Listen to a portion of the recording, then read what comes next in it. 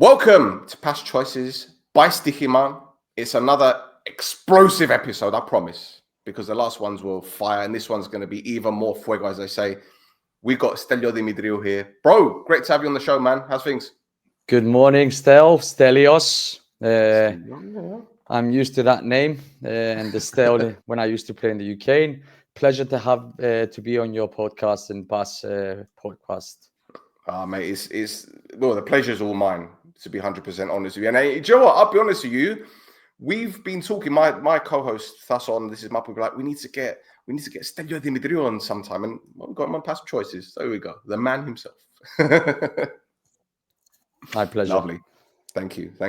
Well, bro, look, I know you spent some time in Cyprus and you spent some time in Scotland, okay? When you went to Scotland from Cyprus, what was it like for you in terms of a cultural change? I mean, obviously, I'm guessing the accent might have thrown you a little bit. It's a weird one now because if I speak with Scottish people, I turn my slang Scottish. It's a weird one. Oh. If I talk with people from down north, south, I change it to the British English accent. It's really weird. But I struggled the first 6 months with the language a bit, with the slang they have, not the language. But after that, I was fine because I stayed in Scotland for 2.5 years. I know all the proper Scottish words now. Well, look, I know that there's this stigma attached to the Scottish in terms of they like eating haggis. I don't think you ate that a lot, did you? What was the main thing that you were eating? Obviously, if being a footballer, you've got your dietary requirements, but what was the main thing that people were pushing you to eat out there? Okay, haggis is the thing that they love and they're so proud of. I've tried it a few times. I'm not a big fan. My missus loved it actually. And the other thing is the Iron Brew. I never tried it, but it's a big thing up there. The drink, the Iron Brew drink. Oh, yes. It you know what I'm talking about? It tastes like iron. It's orange, yeah, but it tastes like iron. It literally does taste. That's probably why they call it. That one, probably, yeah. Yeah. I think you dodged the bullet there, mate, to be honest. I'm not going to lie. No. Hang on. Right. So, PASP have given me some questions to ask you. And the first one, you won the Super Cup in Cyprus with Ermis Aradippou, and you also won a Scottish title with St Mirren. Now, which one did you prefer? It's a tough one, but to be honest, because I said it before, my time abroad in Scotland, especially at St Mirren, was the best of my career. You can see it, I think, up on my left shoulder. Behind you, yeah. Yep. That's the top from the year before we won the league. That was the Great Escape. So when I signed for St Mirren, it was in January. They were bottom of the championship. The team above was 14 points above. So everyone, when I was signing for them, they said to me, where are you going? The team's relegated. In the end, we stayed up, and it's one of the biggest accomplishments in football in Scotland, and they call it the Great Escape, and that's the top with the signatures of all of the players on it. But for your question, I would say the championship in Scotland. Okay. Is it because of it being in Scotland, in the significance of you going from Cyprus to a team that was about to get relegated, staying up, and then winning the title? Is that because of the journey more than anything? It was the journey too, because you sign a club that's going to get relegated to League One, and after 1.5 years, you get promoted to the Prem and you win the league. It was all the thing, but like I said, the football in the UK is a different culture. I enjoyed it. I loved it. The whole atmosphere and everything over there. Even the other day, a memory came up on Instagram of one game up there, and I was thinking, 8 years ago it was, and it was like yesterday, because I lived that part of my career, that phase of my career was so like the best part of my career, and that's why I would say like the cup. We won the Super Cup with Ermis, and I was listening to the president of Ermis the other day because they're struggling at the moment. They're in the 3rd division. They had some financial problems. And I was thinking, where are the times that we played European football with Ermis? We went to a cup final. We finished top 4. We won the Super Cup. And from all the clubs I played in Cyprus, I think it's 5-6 clubs. If you ask me which club I'm more attached, I would say Ermis, because it was a small community club. The people were really backing the club up. Not so many. And what we achieved was amazing. So, but St Mirren Championship #1. Well, this is it. This leads me on to my next question then. So you won a few titles in Scotland, right? So which one of them would you say was your favorite? That one. That Championship. One, yeah. All the season, how it went. If you asked a few of my teammates, like we were up there, I still talk with them. What we done the previous year, the Great Escape, was more challenging and harder than what we done the next season.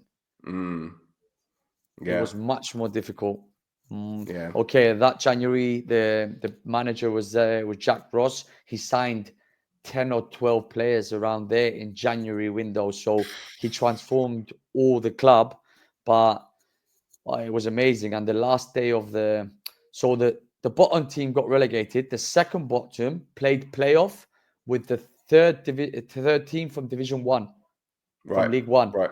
And we managed to avoid the playoffs too. So we finished not second bottom, third bottom. And we stayed up.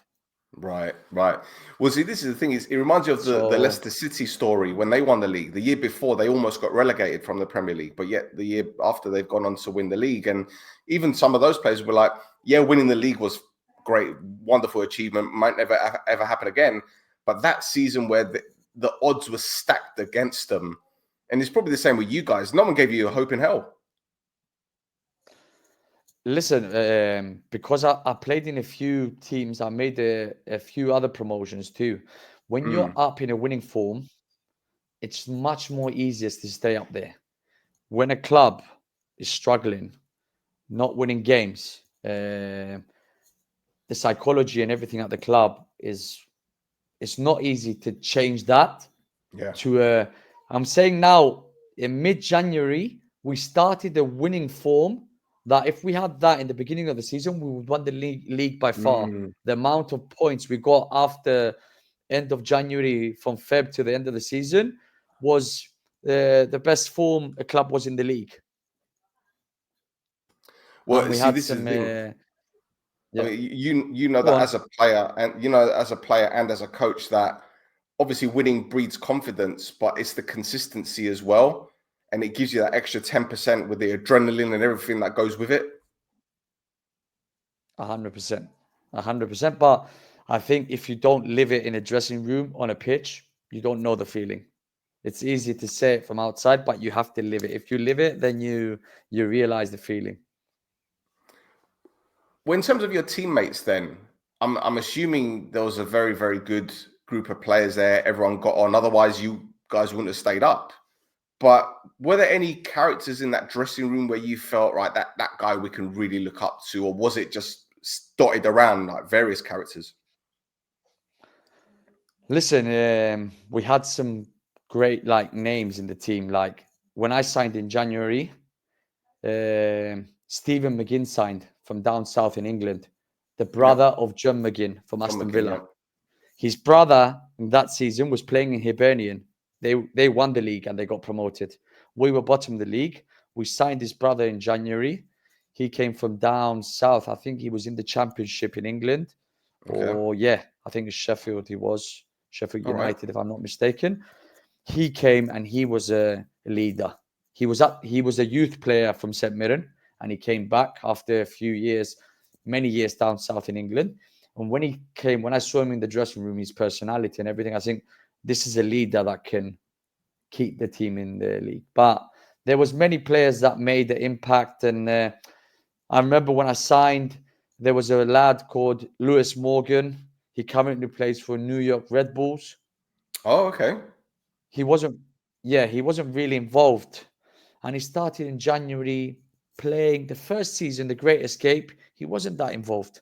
Then the next season, he started playing regularly and he scored. I don't know if he was the top scorer of the league. He wasn't, but assists. And he got a move to Celtic that season. After that, he was playing in front of me as a left winger. He was playing right. I was doing the defending. He was scoring. And he got a move to Celtic. After that, he went into Miami. He was a player that even now, this season, he was out for a year with an injury, and he came back this season. And what he done with his team in New York Red Bulls was, you can say the players at different level. And he plays for Scotland too, the national team. Well, he's obviously done very, very well for himself, as have you, because you scored 2 goals against Hibernian in 2017, right? Yeah. So, as a left back, what does that make you feel? I don't know many left backs that score twice unless they're penalties or free kicks. So, 2 in one game. Yeah. The thing is, if you watch the goals, they're really similar too. It was a left counter attack, left side, chop in, shoot with the right in the near corner. Normally, players go for the far corner from there. I shot in the near corner. When I went signed in Scotland, football is in the UK is a little bit different. So if you're fullback, you're fullback. First defending, then you get forward. Then you get forward, yeah. Especially in lower league. And when I went there, the manager wasn't really happy. You're attacking more than you're defending. I was used to the Cyprus top league. They want the fullbacks to go up. You know how it is, the football, the culture in Cyprus. So I had to adapt to that, to be honest. When I first signed in Scotland, I played a few games for the reserves too, with the younger kids, because I went there, the intensity, the way they were playing, I was like, oh, I'm 2 speeds behind this. Mm-hmm. And I played a few games with the reserve teams. I came up to speed. Fitness-wise, I had to get better because the intensity is much more faster. And that was one weapon that we used on that season, was me coming up on the left side, and even assist that season. I gave it 3-4 assists. I scored 2-3 goals. It was something that helped the team to achieve to stay in the league and win the league the next season too. Mate, you know what? You said that you were in the reserves for a bit when you were kind of acclimatizing to the way that things are done, whether it be, as you said, the intensity, the physicality, etc., etc. Do you think this is why a lot of Cypriots that do end up playing abroad kind of struggle, because it's a culture shock to them? Not just a culture shock, but in terms of, as I mentioned, the physicality, etc., all those kind of things. Yeah, I think it starts all from the youth, the way they get coached from a young age, because even now I'm coaching the grassroots in Cyprus. If you see how they've been coached, the kids, there might be a good technical guidance, but there's no intensity. Right. And if you don't get that from a young age, it's hard to get it at an older age. It's something that when you see, you might see players from UK, even lower leagues, come to Cyprus, intensity-wise, it's easy for them and physical. They might struggle with the technical side of it because of all the foreign players that we have here, Portuguese, Brazilians, Spanish. They bring a different technical side of the game. But for the Cypriots, I think lately it's better because now the youth system in Cyprus has improved a lot. It's still miles behind, in my opinion. But now at least things that the kids have that they didn't have a long time ago is they have the guidance with extra gyms in the afternoon. They have what I have a school of private sessions, one-to-one sessions, individual technical sessions that we didn't have those kind of things when we were young. We just had a ball. We went out in the street. We played in the yard. We went to training for 2-3 times a week. Now it's every day. Some teams have double sessions. So it's going to get there. It's going to get there and it's going to improve year by year. Well, do you think a lot of the young Cypriot players need to take that risk, take that gamble and try their luck at say a Division 2 team in Belgium. I mean, we've seen the lad from Abuol go to Zulte Waregem in the second division. And we've seen other players try abroad, but it just seems to me that either the Cypriot players perhaps don't get enough eyes on them to be invited to play in these leagues, or maybe they just feel that they're probably better than playing it for a second division team outside of Cyprus, if that makes sense. I think it's two issues.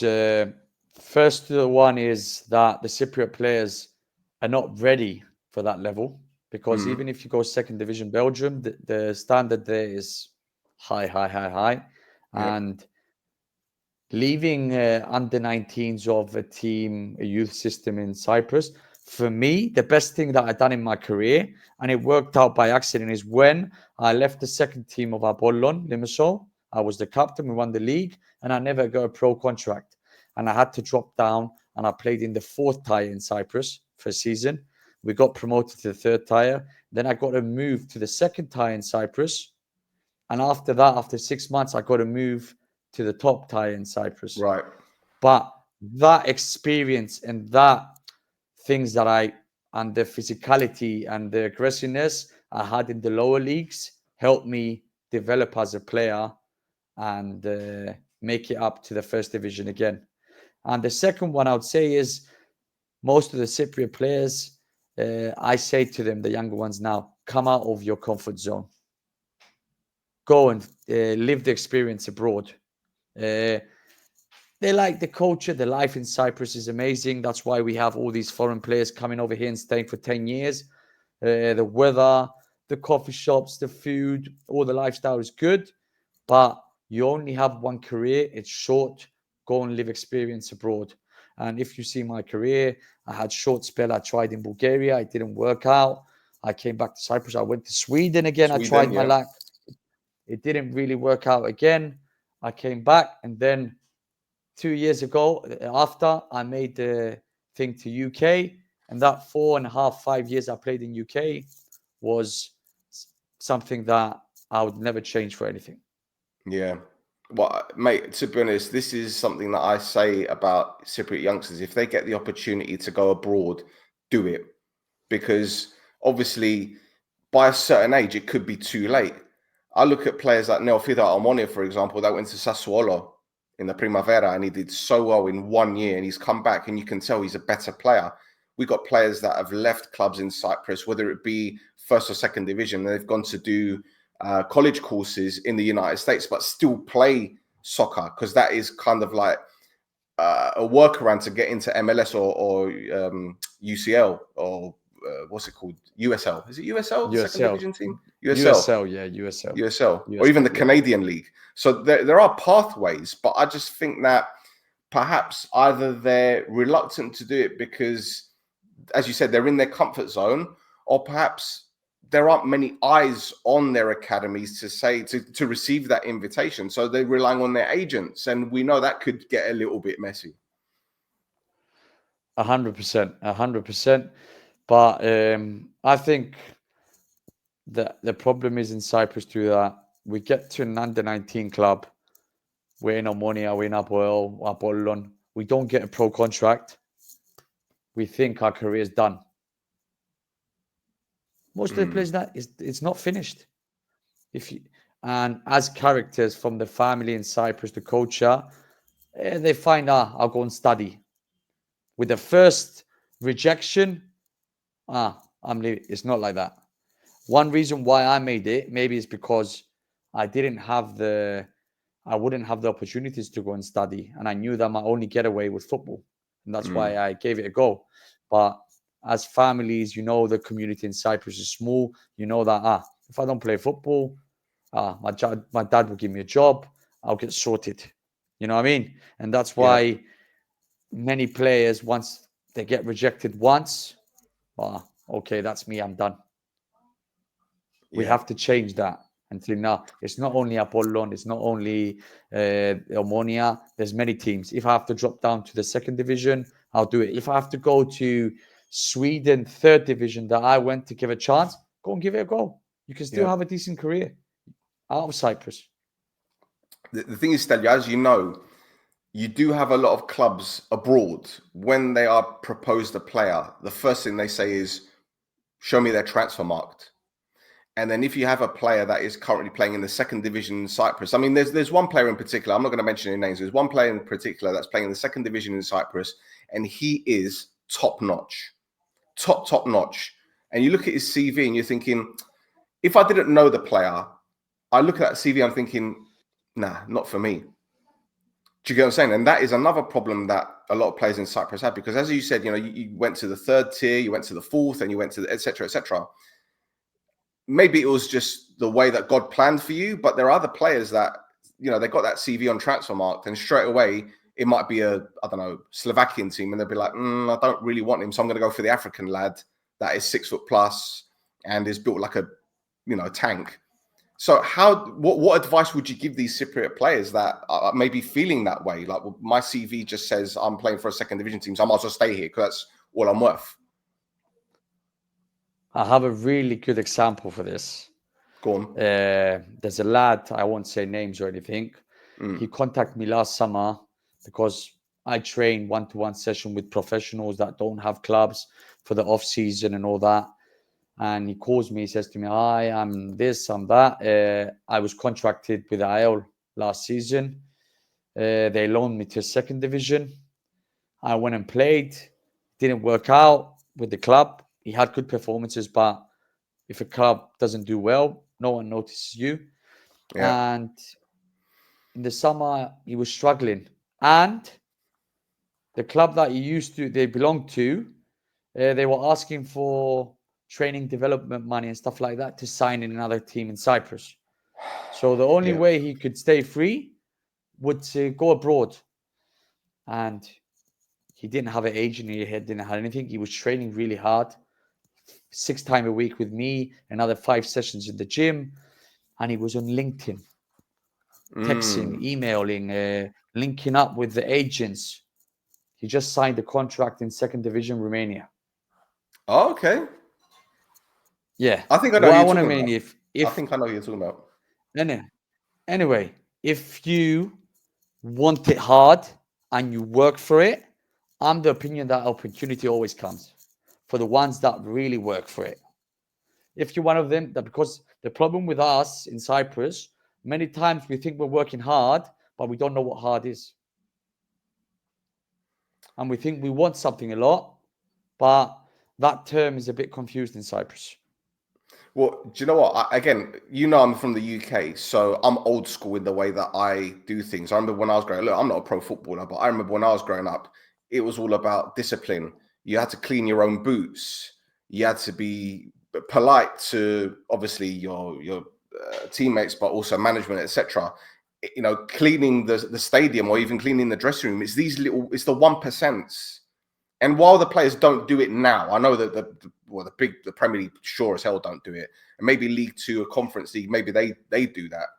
Oh, the conference. Well, I call it the conference. The lower leagues. Yeah. It's called the conference, isn't it? Still a national league. Yeah. See, I'm old school, so it used to be called the National League. That's a national league conference. Yeah. Yeah, I remember calling it the Vauxhall Conference. Anyway, so again, I don't know whether it could be a cultural thing, and again, no disrespect. You know, the Cypriot lads, the youngsters, they got their parents there. You know, mum might make them their food and all that kind of stuff. Again, I don't know because I'm not there. So I don't see it. And there are, I'm sure there are a lot. Listen to this one. You have a laugh. I was in Paralimni last year, second division. I got injured anyway. I was involved a lot of games, but that's why the reason I stopped with this injury too. And there's these lads that come from the under-19s. Yeah. To the first team to train with us without contract, just training with the first team. Yeah. And I remember when I was in St Mirren, we had the reserve players. I had a boot boy. He used to clean my boots, and I used to give him some pocket money every month and a Christmas gift for Christmas to help him because he had a really low contract. The reserve players had like £70 a week or whatever. Okay, so it's not good money. So this player comes in the first team. He was working.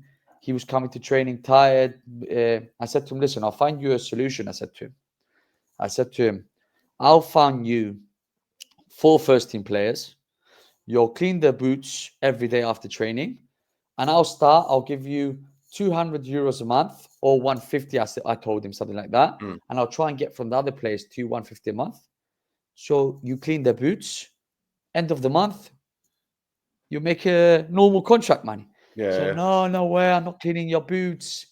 It's the culture. It's changed. Yeah, I'm above that. Yeah. It's different times. We're getting old and we're a little bit old school. But you see that this comes from how you grew up too. You know what I mean? It comes from the family. But in general, the times have changed and the kids, it's different. The way you have to deal with them, the way they behave, everything's a little bit different times. Yeah. Is the thing, right? It's easier to clean boots now than what it was back then. We had studs. I don't know whether they still use them studs, but they've got the molds now, haven't they? It's easy. You just get a boot buddy and use it. I don't understand. Easy. Yeah. It's not about cleaning the boots. It's about, why am I cleaning your boots? You know what I mean? Yeah. It's not about, it's a 2-minute deal. But if you think about it, he would make, like, if he had 4 players, 600 euros a month extra. Yeah. You can stop your job and come to. But this is the thing, and this is my argument with a lot of people. I say, look, if you got a lad from, say, Ivory Coast or Ghana going to Cyprus to play football in the lower leagues, they would do that because they know that it shows character. It shows that they're willing to go the extra mile against the 1%. And that's why a lot of these African players end up being superstars, because they're willing to take that risk. There's nothing to lose for them. Yeah, but they grew up like that. They grew up with nothing. They might have it puts into perspective. 5 kilometers to drink water. Yeah. Where this is the comfort zone in Cyprus. I've got everything. I've got we might be 35 years old and stay with our parents at 35. They grew up with nothing. If they don't play football, they're back to their country doing nothing. So they know they have to do what they have to do to succeed. Well, but this is my point. If the Cypriot lad knows that he's up against this guy, let's say it's for one position, a central midfielder, right? He has one position available, and it's either the Cypriot lad that's got everything or the African lad that has got nothing, but is willing to go that extra mile and fight for it. The Cypriot lad needs to understand that he's got strong competition. And again, it's back to the mentality, I think, anyway. Technical wise, I'm telling you, Cypriots were gifted players. Yeah, technical wise, I agree. But we lose it on that thing, on the attitude and the how much you want it. That's where we lose it, I think, as Cypriots. Yeah. And if you see the succeeded Cypriot players, they've been abroad and they've changed a little bit their way of thinking. Yeah. Look back in the years, the players that abroad, like you see Nicky Anu, Man United youth. You see Efrem, Arsenal, Rangers youth. Tell me, you challenge me with players. You see that most of them had spells away. You're right. But what about the ones now? Let's say, for example, Marino Johnny that went to MLS with Sporting Kansas. I personally thought he was going to do really, really well there. Not because he's a Momonia player, but you see something in Johnny. You see the work rate. You see the clutch moments, the goals that he scored, the assists, just his work rate, his attitude as well. It didn't seem to work out. And then he ended up in Serbia, and now he's playing in Romania. So where do you think, not want to say it went wrong, because he's still abroad and he's still doing well for himself, I assume. But why do you think he hasn't reached levels that perhaps we thought he would? Or is it too soon to even talk about that because he's still young? That's what I was going to say. Sometimes we just say, he's failed. He went to America. Maybe in 1-2 years, he's playing in a top league again. The career of some football players jump up at a later stage. You know what I mean? But in Cyprus, everyone's waiting, the journalists and everyone, we're waiting in a corner to fire someone out when he doesn't succeed at one team. Could be after 2-3 years. Maybe you never know what was going on in these clubs he was at. We don't know the story behind the scenes. We just said, he didn't play there. He didn't play there. Okay, if it continuously long term, then it means something's wrong on that. But for me, I like that player personally who you're talking about. I think that if he has the right attitude, he will succeed somewhere. Maybe in Romania now, maybe he comes back to Cyprus and he's a star player in Cyprus. You never know. Like we have big clubs in Cyprus now that you see they're playing in Europe. The league is going to get better and better because the help of Paphos and Aris owners, bringing money, bringing names, doing good in Europe.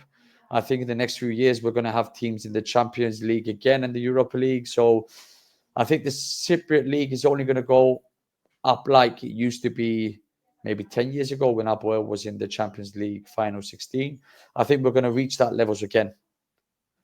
Well, we're top 20 in the coefficients now. We're very close to Croatia. So it's looking good. Top 20. We went back up there. Good. Yeah. Nice. Well, for the clubs anyway. I wouldn't say for the national team. I think the less I say about that, the better. In all fairness.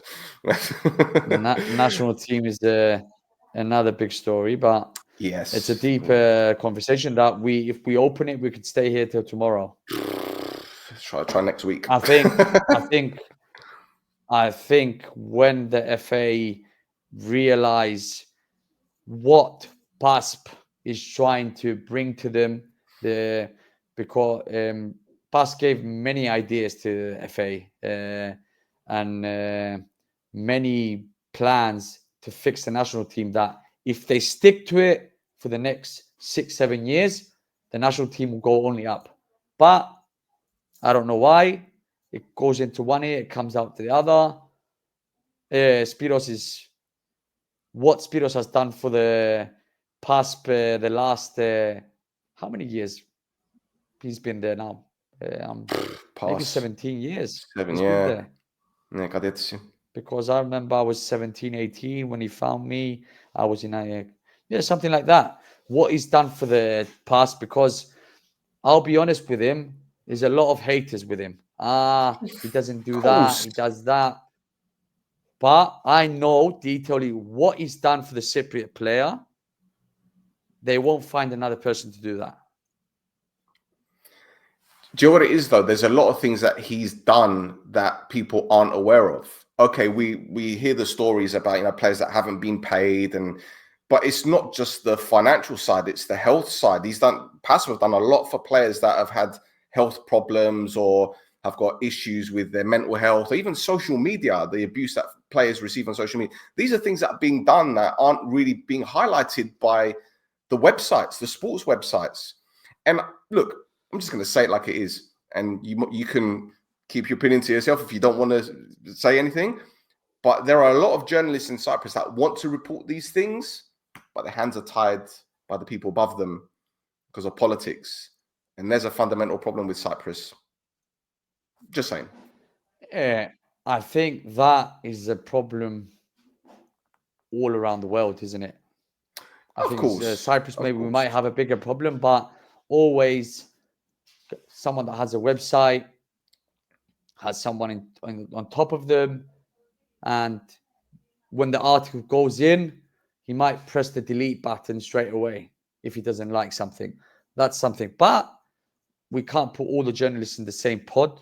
There's some that say their things out loud, and sometimes they get in trouble too for saying more than they have to. We have to be fair, because I know lots that correct too, and when they want to say something, they do. Well, mate, I'd say that they might have lost a job. They might have lost a job too for doing that. But well, this is it. Yeah. But from my experience, there's a lot of creative journalists out there that want to report on not breaking news or anything controversial. They just want to be creative and say, look, I want to talk about this subject because it's poignant. But it's like, no, let's not go there because we want to go for this one. Fine, this is how it works. It's understandable. It's cool. Not a problem. Another can of worms we've opened. Oh, I've opened it. Yeah. Right, I've got some quick fire questions for you. Quick fire questions. Yeah. Ready for this? Okay. So I have to ask yes or no, or one or the other. One or the other. One or the other. Okay. So I'll give you the first one. The Brazil national team or the Argentina national team? Argentina. Yeah? Yeah. Any reason? Just the colors. The colours. Okay, fair enough. Who do you think is the best left back in the Cyprus First Division? Currently, does it have to be really quick fire? Well, you could think it's fine. You could think. At the moment, what I'm enjoying, and I know him personally, and I think he's amazing, is Malakidis. Bollon, okay. Cypriot, work ethic, improved massively, standing out in Apollon Limassol. For me, the first 6 months, he was grabbing them by the hand and walking them through the league with his goals, with his defensive side of the game. Malakidis. Okay, fair. Right, Federer, Nadal, or Djokovic? I like Djokovic. I like him. Serbian, just the way he is as an athlete and everything, the way he comes about, him. Good dancer as well, from what I've seen online anyway. Right, if you weren't a footballer, what other sport would you have pursued? Oh. You know, like I have people talking about basketball and all that, and I'm like, nah, I think I wouldn't pursue a sport if I didn't play football. Oh, wow, okay. Yeah. What do you think you would have done then? 9 to 5, whatever. It's only the sport I find attractive. I never watch any sports on TV. Nothing except from football. Let me ask you this one then. So you retired because of injury, I assume. Yeah. Is that right? Yeah. Right. Yeah. At what point did you say to yourself, right, I need to stay within football? Because I know players that have retired and they say to me, football's all I know. So what I can't get into anything else. When you're coming to the end of your career, did you have a plan as to what you're going to continue doing? Yeah, not now. I had it a few years ago. That's why, like, Right. my C license in coaching, I got it 2019. So okay, it's good. I had my first coaching badge when I was playing in England, UEFA C, and now 1.5 years ago I got my UEFA B in the FA in England too. So I already had a plan that I'm staying in football. I didn't know which direction exactly I was getting because I had some offers to go into agency because playing abroad and all the contacts I had would. But I like the day, every day on the pitch. That's what I enjoy. Like agent, you're in the office, you're traveling, you're doing, but you're not on the grass. That's what I like. The banter in the dressing room, the on the grass, getting involved. Even now, when I'm coaching with the ladies football, I get involved on the Rondo 5-2 games. The banter with them. It's something that I can't get enough of it. It's an addiction, isn't it? Really, it gives you those the endorphins. It keeps you going. It really does. It really does. To be honest, except for football, it's true. I don't know anything else to do. You, me both. So I'm saying it honestly in a clear. I started a degree with PASP in 2015 when I was playing in Cyprus First Division 14-15, and I never finished it. Bad on me. I say to the players now, the young ages, you need to have something else except from football, and I do it. It was one mistake that I regret big time till now, and now PASP. We're talking to the audience in Cyprus at the moment with PASP. The things PASP gives to the players in the UCLan, in the University of Nicosia, and all these things, take advantage of it. Take advantage of it because you're going to come to age and you're going to look back and you say, oh, what am I doing now? Plan it early. And this is for the parents too. Bro, I also think the other thing is football's a short career. It's not like, you're working a 9 to 5 and you can retire at 60, 65. At football, you might retire at 37, 38, but you could retire sooner because you might get an injury at the age of 20, 21. You know, you might get a ruptured Achilles, and you know, so you don't know what the future holds. So it's always good to have that degree. And as you mentioned, PASP are doing this. They're helping the lads out, helping the players out. And it doesn't matter how old you are as well. You can do it at 32, 33, can't you? Doesn't matter. I was lucky. I got injured later in my career. I didn't have any injuries earlier on. Sorry. I had it later. If I didn't retire this season, I retire after 2. You know what I mean? I didn't want to play until I felt that I had the legs to play another 1-2 seasons at a good level. But the way things come for me, it helped me to plan the next step. But that's the thing that I think PASP make it aware now for the players at the young ages. They showed them colleges, universities, all kind of degrees to help them to have a plan B for after football or even in football, because if you don't make it to a decent level and you're playing all your career second division in Cyprus, you're not going to make the money to survive or finish football and say, I'm lean back, I've got 5 properties, I've got my business. No. So even if you want to play, not all players are going to play at the highest level and make life-changing money. So plan it right so you have a good future. Absolutely. Absolutely. Okay, let's switch up a little bit. Souvlaga, Sheftaliez, or mix? Mix. Mix. Okay. Any specific mix? Efkola. Pork mix. Anguragin Grambi Maidano. Nice. No tomato. Nice. Strictly no tomato. Not a fan, huh? Not at all. Oh, okay. It's like a relative of mine that doesn't like tomatoes. I'm like, hey, tomatoes, why? Why? He doesn't like them. Okay, fine. Whatever. I'll have tomato sauce on pizza. Tomato sauce on pizza. I'll have chopped tomatoes, maybe small ones on a what you call it? Ciabatta. Bruschetta. How do you call it? Yeah, Ciabatta. yeah. But I won't. But I won't have it in a big one in a salad. No. So, do you enjoy cooking then? Not really. My missus is a top class cook, so she wouldn't leave me do that. I'll just do the basic.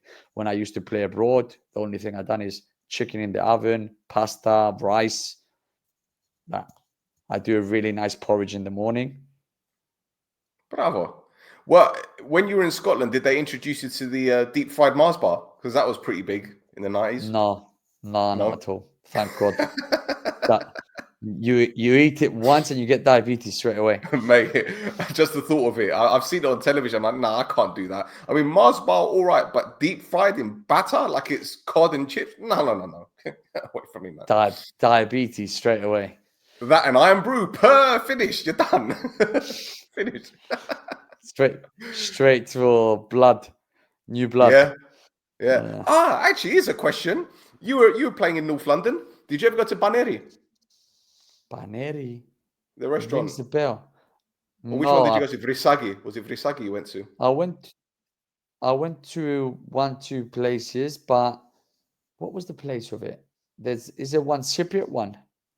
There's quite a lot of them, man. There's Sirtagi, there's Vrisagi, there's all the Agis, all around. Babinondas. I went to one Cypriot one, but I don't remember the name of it. Okay. I don't remember. Fair enough. And I went to a few kebab places. There was one in, what you call the area? Not Enfield. Where the university is? North London. Hendon? No. Middlesex? So you mean Middlesex University? There's Bounds Green. Where there was a lot of Cypriots living. What was Southgate? Southgate. Southgate, where the college, Southgate College. Yeah, there's a college there. There's a college, and I think there's a kebab place there, a Greek one that done good kebab. Yeah. Just thinking, like, because the college, and then you got the fire station across the road. Then you got the one-way bit. It's near the, and there's a Cypriot bakery there called, I think, the Wilton too. Wilton's, yes. Wilton? Bravo, Wilton's, yes. Nah. Okay, I'm just thinking about it's across the road. It's now a fish meze place now. It's a fish. Maybe. And there's a nice And there's a coffee shop that does really nice Freddo espresso there too. Nah. Ooh, what, near the And station? except from that, near the station, behind the street You'll from have the to station. okay, right, okay, because I've got a friend that has got a coffee shop next to the station, but I don't know when the last time you went to Southgate was. So Maybe, then 2018, 19. it's quite recent. Oh no, you might have seen it. And that's okay. We're No. Same like that. 1920, somewhere there. before COVID. Yeah, when Before the COVID pandemic. happened, I was back in. Like it started and I left. No, that's no, I don't blame you. Stay here. Yeah. Right, red rosé or white wine? Red, Okay, easy. Red dry. nice. Do you have a favorite cocktail? The summer I like a frozen margarita. Okay, fair enough. If you had a superpower, would you rather be bulletproof or be able to walk through walls? Walk through walls. Yeah. Much more Okay. handy. Much And more your handy. if you had a choice of superpower though, like you could choose anything in the world, what would it be? The super, how do you call it? So I can hear anywhere I want. Oh, so you can hear anything, yeah. Yeah, But anywhere yeah, but through is it walls. but is it anything specific or everything? Because if you're in a, I don't know, supermarket, you can hear every vendor. They'll No, do your but head if in. you want to, like, who has it? Is it Superman that has this? I think. I think he's got everything. Yeah, Everything. he can listen anything he wants to listen to. Like if they're 2 kilometers away and he wants to listen to what they're saying, or is it Spider-Man? I don't know. One of the I two has think, it. yeah, one of them. One of them. I see. If Yeah. I could have a superpower, I'd be like in. Have you seen the film Space Jam, where the aliens take all of the skills from the basketball players? Yeah. Seen Space Jam? That one. See, Yeah. I'd be able to. I'd want to take all the skills of all the footballers. I'd take Iniesta, Ronaldo, Ronaldinho, Yeah, I think Maldini, all in one. now I'm too. If I was younger, I would want the same, but I'm retired now, so. All right. So for the Scottish League, which player would you have taken? Which players' abilities would you have taken to play in the Back Scottish League? It could be any player in the world, but to play in the Scottish back League, which? then, Yeah. to play in the Scottish League when I was playing, and any power from any player now. Any player, yeah. Well, yeah, ever, not just now, but ever. So Roberto Carlos or Maldini or Just whoever. watching the game last night, and Mbappe. Mbappe, yeah. Yeah, He's a beast. joke. Yeah, yeah. It's taken him a while to get settled, but yeah, he's different class. Different class. Bam. All right. Final question. Do you have a favorite comic book hero? I mean, we mentioned Superman earlier, but did you read periodica comics, even Mickey Mouse ones? I remember. As a youngster, nothing at all, but I'm a big fan of the Marvel movies and stuff like currently. But Okay. as a youngster, I wasn't.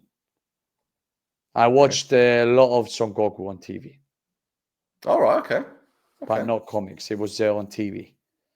Ah. And when you came to the UK, were you introduced to any shows? Okay. What we were talking about in the dressing room was Love Island back then. That happened and that happened. Oh my god. You know the thing. But I always, even now, I've got. I watch British TV at home. That's the only thing I watch. I don't watch Cyprus TV. Oh, okay. Okay. So then they didn't. Again, I was going to say you were in Scotland, but you also were in London. So maybe they would have introduced you to EastEnders or Coronation Street or No. I never got into that. No. Never got into that. Fair Just enough. I watch a lot of the series, the British crime ones. Okay. I've watched all of them. The BBC ones, the ITV ones, all those. I watch them, whatever comes. Some of them are on Netflix. The British crime ones, I watch all of them. So you're into that, yeah? The crime Yeah, scene ones. big time. Me and my missus all the time. We're looking for British crime series. You played in Haringey for a while. I think you saw plenty of crime there. Anyway. See, you know about it. Say less. Say no more. Say no more. Yeah, there you go. But you surely seen Top Boy then? You must have seen Top Boy. 100%. 100%. You see, I said whatever's British, Netflix, Amazon, BBC, ITV, all of them. Lovely. There you go. If you name one I haven't seen, I'll be surprised. I'm gonna start texting you these shows now. Have you seen this? Have you seen this? Have you seen this? Feel free. Maybe you help me if I haven't seen one to watch. Okay. Okay. Fair. All right. Well, Stelio, thank you for your time, mate. Really, really appreciate it. It's been great talking to you, and hopefully we could do something else in the future. Anytime, mate. Anytime. It's a pleasure talking to you. You sound like you know your homework about football in general, and PASP. It's under PASP's thing. So anything PASP asks for me, even now as an ex-player, I'm still a member of the union, and I know that PASP supports also the ex-footballers in any way they want. So whenever you need something, I'm beside you. Top man. Excellent. Well, this was PASP Choices brought to you by Stoiximan. We'll be back soon. Adios.